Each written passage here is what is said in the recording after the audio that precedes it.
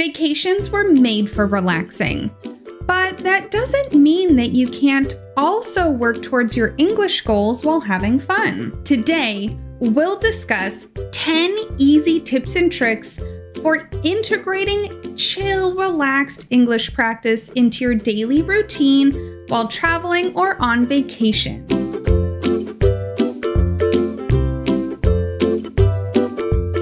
But before we get started, don't forget to like and subscribe for more tips to help you along your English learning journey. And using future tense, comment below what you are planning on doing for your upcoming summer or winter vacation. I'm going to go to Disneyland and Universal Studios this summer while I'm teaching at an English camp in California, and I'm so excited.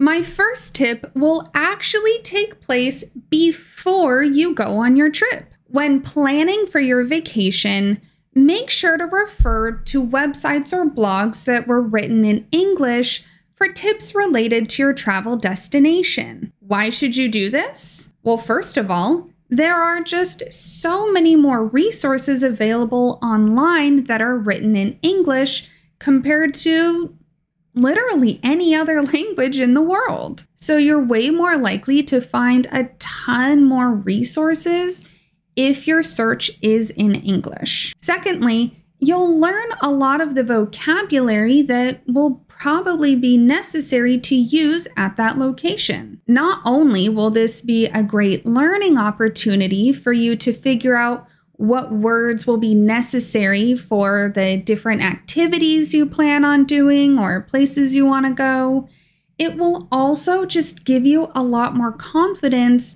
when it comes time to speak to the locals. And of course, this is also an excellent opportunity for reading practice. You know me, I will always emphasize the importance of integrating reading practice into your daily English routine. So as you're looking through these websites, you can use that vocabulary in your 5x5 vocabulary study guide, or even use those websites as a reading material for one of my many study sessions.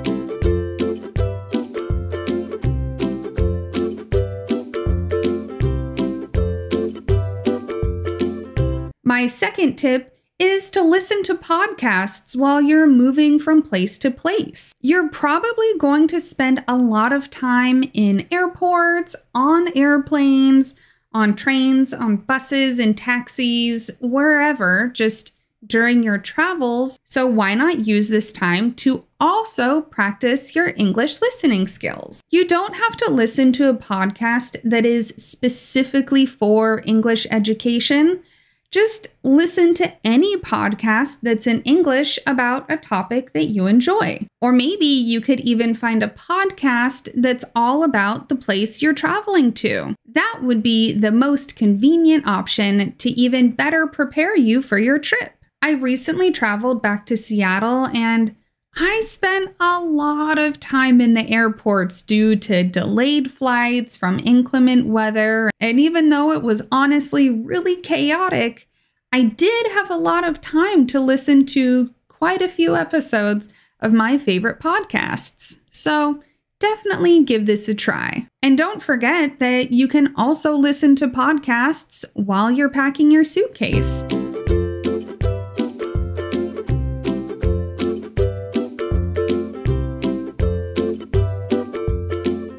Reading is one of my favorite things to do on vacation. Well, honestly, it's my favorite thing to do all the time. But I understand that it's not everyone's cup of tea, and you might not be able to bring a book or bring a Kindle with you while you're traveling. But no worries, because if you're traveling to a large city or a popular tourist destination, you'll most likely get in a lot of passive reading practice because all the signs and restaurant menus and things like that will probably be written in English. So whether you like it or not, you will be doomed to do some reading practice. But if you do want some more targeted reading practice, and you just forgot to bring a book, or maybe your internet service isn't very good, so you can't look up news articles on your phone, try this trick out. A lot of tourist destinations and cities will have these brochure holders all around town. You might find them in gas stations, at car rental services, in airports, and you'll definitely find them in hotel lobbies. So what you're gonna do is use those free brochures as your reading practice.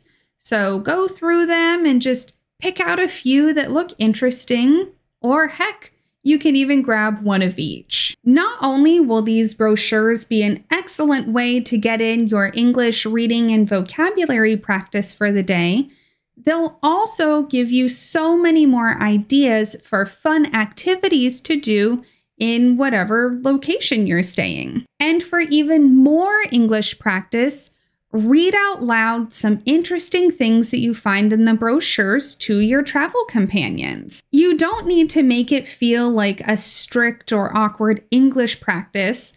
Just yell across the room, "Hey mom, listen to this. Did you know that blah, blah, blah, blah, blah?" It's as easy as that.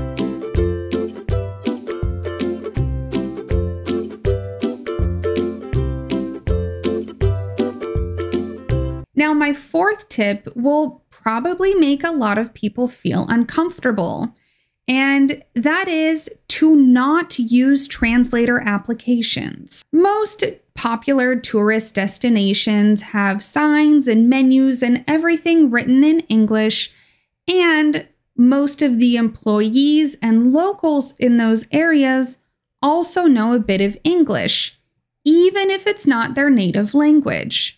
So as long as you also know a bit of English, which I'm sure you do if you're watching this video, you'll do just fine without a translating application. Being in that area and practicing having real conversations, even if it's just ordering food at a restaurant, will be an excellent opportunity for you to practice your English skills. And let's be honest, a little misunderstanding here and there probably isn't a big deal. Like if you're at a restaurant and you accidentally use the wrong word when you're ordering, or you mispronounce something, either the waiter will be able to figure out what you're saying, or worst case scenario, they might bring you a different dish than you intended. And is that the end of the world?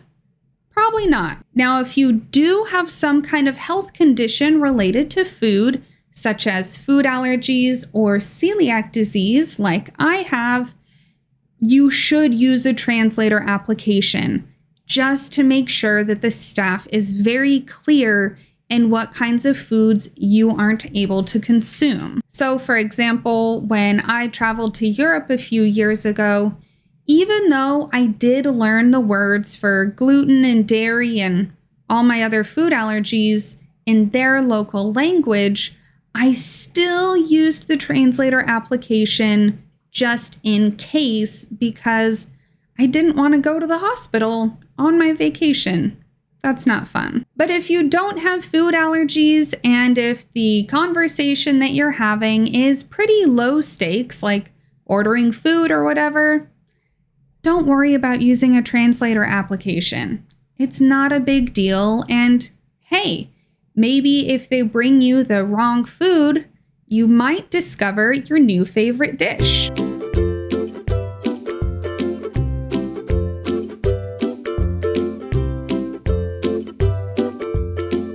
Tip number 5 is to go on a guided tour. Guided tours are excellent for listening practice, and you're guaranteed to learn a whole bunch of new vocab, along with, of course, learning fun new facts about the place you're traveling. You'll also be able to meet other tourists in your group whom you can practice speaking English with. This actually happened with one of my students recently. He traveled to another state within his own country and took one of these guided tours. And in his tour group, there was a guy that was traveling from the United States. So during the tour, my student and this American guy ended up becoming pretty close friends. And not only did they end up doing more traveling together after this tour, they still chat to this day. And so not only did my student make a new friend, he also got free English practice.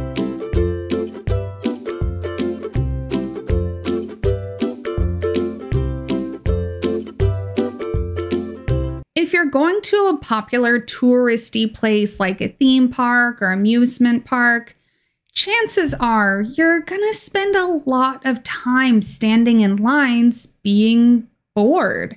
So what can you do to pass the time? You could definitely use this opportunity to play some fun grammar or vocabulary games on your phone. I'll link a few of my favorites in the description box.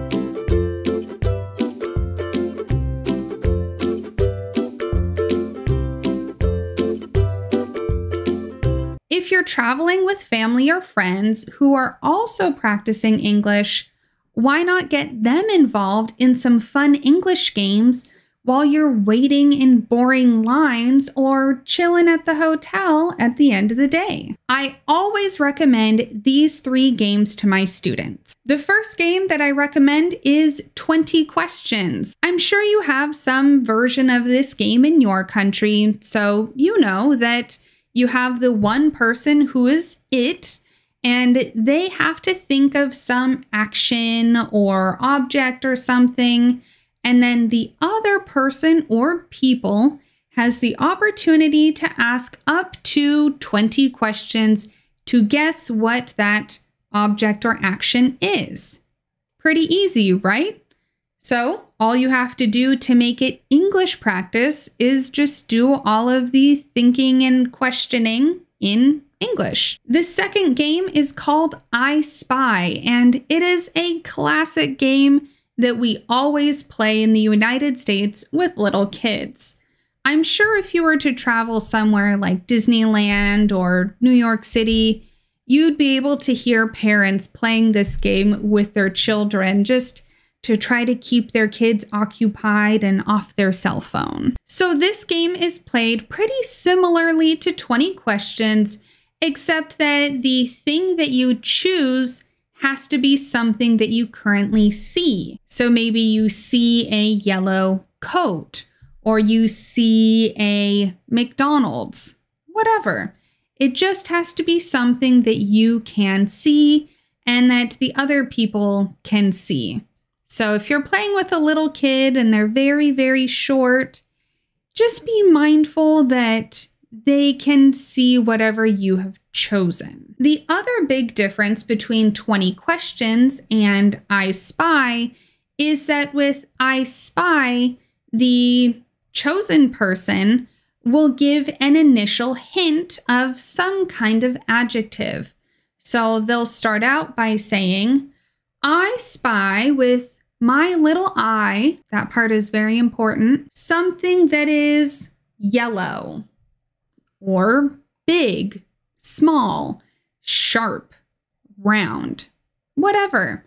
You can choose any kind of descriptive adjective. And the third game that I recommend is any kind of variation that you like for the alphabet game. I've always loved playing the alphabet game with my students because it can be changed in so many ways to fit the student's English level. So, for instance, the easiest or standard way of playing the alphabet game is to go around in a group and create a list of words that start with the different letters of the alphabet in order. For example, apple, bear, cute, dance, exciting, fruit. All of those words started with letters that were in alphabetical order. But if the English level of your group is higher, you can put any kind of variation on it that you like. So maybe you could decide that all the words need to be different kinds of fruit, or they need to be adjectives or verbs or animals, whatever. You can choose. One of my favorite ways to play the alphabet game with my more intermediate to advanced learners is to focus on the last letter of the word that the previous person said. So in this variation, person 2 has to use a word that has the same first letter as person 1 word's last letter. Does that make sense?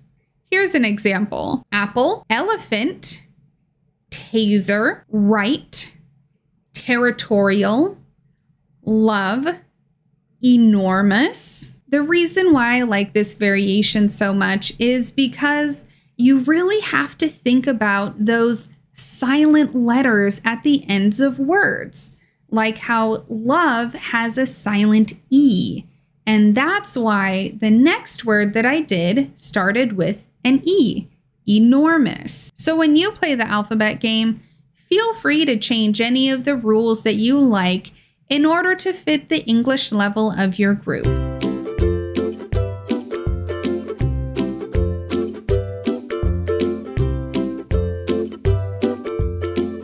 Some of my favorite classes that I've ever taught have been when my students call me while they're on vacation. I'm sure you're probably going to call your friends or family to show them around where you're staying, your hotel room, or whatever fun activities you're doing.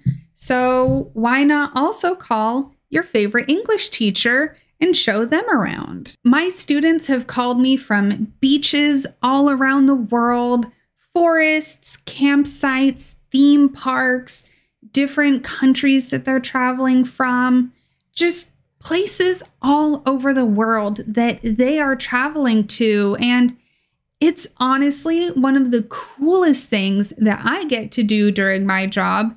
And it's also an excellent opportunity for them to practice using all different English tenses. So for instance, they can practice using past tense to discuss things that they did at specific times in the past during their vacation, such as, we ate pasta for dinner 2 days ago, or we went to the beach this morning. You can also use perfect tense to discuss things that you've done on your vacation that don't have a specific time or where the time doesn't matter, such as, we have eaten a ton of pasta, or we have gone to the beach every day. And of course, you'll use present tense to give some facts or to talk about the place that you're staying. Like, there are a lot of pasta restaurants in this city, or we can see the beach from our hotel. And then you can definitely use future tense to discuss any further plans that you have for the rest of your time on vacation. Like, we will eat pasta for dinner tonight, or we will go to the beach tomorrow afternoon. Can you tell that I would love to go to Italy and chill out along the Mediterranean Sea?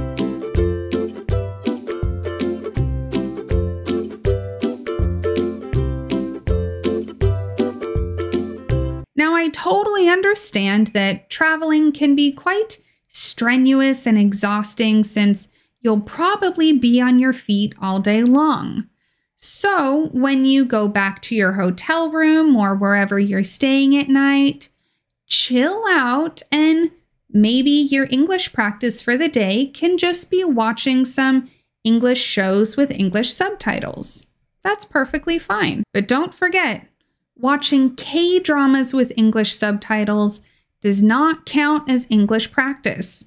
You can watch your K-dramas, but don't do it with the intention of practicing English, because we've discussed before how the grammar and vocabulary and stuff is not very accurate in those subtitles. Or if you have about an hour to do a bit of low-stress studying, definitely check out one of my many study session videos.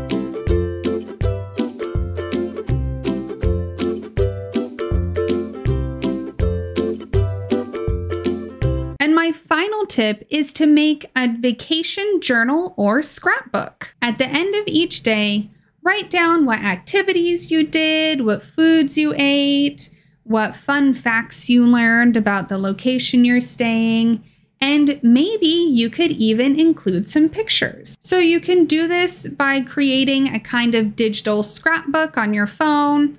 I'm sure there are tons of applications that can allow you to do this, or you could get a little paper journal or notebook and print out pictures from like an Instax camera or printer to make your own little vacation scrapbook. If you would like to print out pictures as you're going along during your vacation, I highly recommend the Instax printer instead of the Instax camera, because with the printer, you take pictures on your phone, which definitely will produce a higher quality photo than those bulky Instax cameras, and you can go through and choose which pictures are your favorite.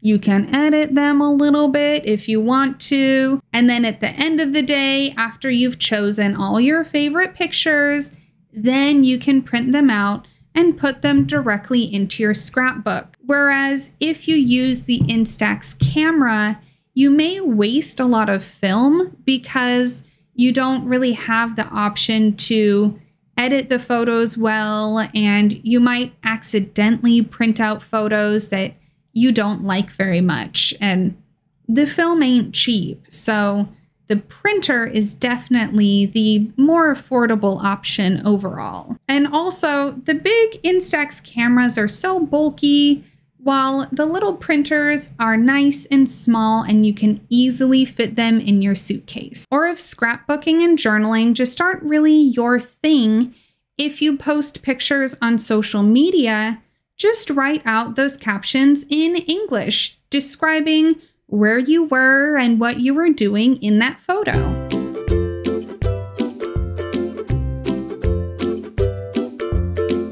And I have one final bonus tip for you if you need a bit of extra help structuring your study plan while you're on vacation next month. For every student who books a lesson with me in June, I'm going to be creating a fully customized and personalized study plan for July that will be tailor-made to fit their English level and whatever their chaotic schedule may be during that month. So whether you'll be busy with work as usual, or your school is out for the summer, or winter if you're in the Southern Hemisphere, or you're going on an adventurous vacation, I'll make sure to create the perfect study plan for you. So don't wait. Head on over to Cami'sEnglishCorner.com to book your lesson before the end of this month. Happy studying, and I'll see you later.